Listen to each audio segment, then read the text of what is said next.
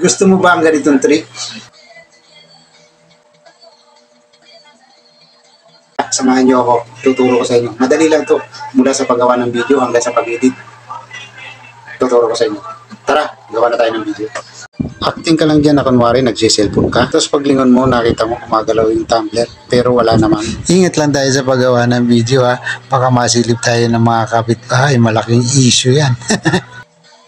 Yung paglagay mo ng tumbler dyan, kailangan hindi mababago yung posisyon mo ha. Pagkalagay mo ng tumbler, balik ka na sa dating posisyon. Tsaka ka na gumalaw. Okay na yun. Pindutin ang CapCut. Pindutin ang New Project. At pindutin yung videong ginawa. Pindutin ang Add. At dito ay magbabawas tayo. Pindutin ang video para mag-highlight at pindutin ang Split. Pindutin ang video sa bandang kaliwa at i-delete. Itulak natin yung clip papunta sa kaliwa at hanapin natin yung kung saan yung huminto na yung kanyang kamay. Tiyempohan natin yung paghinto na ng kanyang kamay. Diyan, pwede na dyan. Pindutin yung video para mag-highlight at pindutin yung split. Punta naman tayo dun sa ilalagay na niya yung tumbler, tapos yung pag-aalis na yung kanyang kamay, dun tayo mag-split.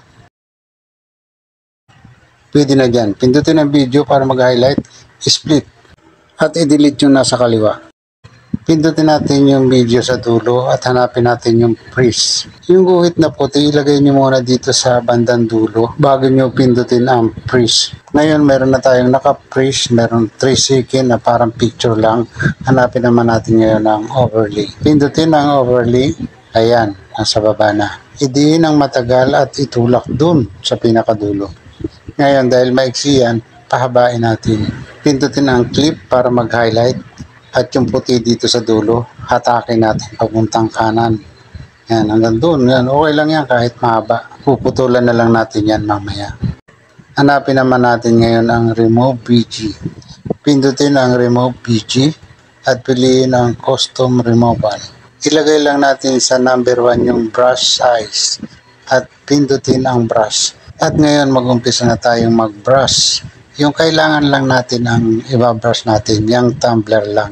Yan lang ang kailangan natin. At pagkatapos mag-brush, hintayin lumabas yung green check at saka pindutin yung check sa ibaba. Ngayon maglalagay tayo dito ng keyframe kung saan natin pagagalawin na yung tumbler. Yan dito, pwede na dito. Pindutin yung diamond doon sa itaas para magkaroon ng keyframe dito sa ibaba. Itulak yung clip at pag nagputi na yung keyframe, galawin na natin yung tumbler. Itulak uli yung clip at pag nagputi, galawin uli yung tumbler. Yun, ganun lang, paulit-ulit lang. Itulak ang clip at pag nagputi ang keyframe, galawin ang tumbler. At pag nakita nyong tumitingin na sa itaas yung tao, galawin nyo na rin yung tumbler ng pataas. Kung saan siya nakatingin, dun nyo ilagay yung tumbler. Ganon din yung proseso ha. Tulak ang clip, pag pumuti ang keyframe, galawin na ang tumbler.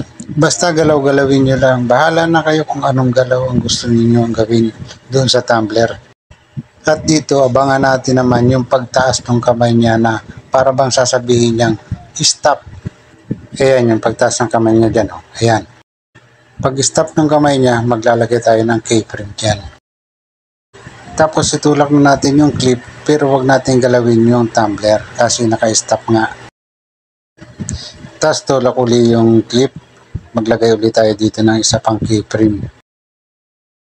Pero di pa rin natin gagalawin yung tumbler ha. Itulak uli natin yung clip. Napapansin nyo bumababa na yung kanyang kamay. Galawin na natin yung tumbler pababa. Automatic magkakaroon na ng keyframe dito sa baba. Yun, ganun lang uli ang proseso. Tulak ang clip, galaw ang tumbler. Yan, at habang bumababa yung tumbler, palalakihin na rin natin yan. Unti-unti palalakihin natin. Ibabalik natin sa dating size. Kasi kanina habang tumataas yan, pinapaliit natin yung size. Pagtapat ng guhit na kulay puti dun sa split nung clip na nasa itaas, galawin na natin yung tumbler, isakto na natin dun sa size. At pindutin na natin ang split at i-delete na natin yung nasa kanan. At yung CapCut, i-delete na rin natin. Okay na, pwede nang i-export. Ito na yung resulta. Kung nagustuhan nyo itong video na ito at may natutunan kayo, share nyo sa mga kaibigan nyo para matutunan din nila at baka kailangan din nila ng ganitong tutorial. Salamat.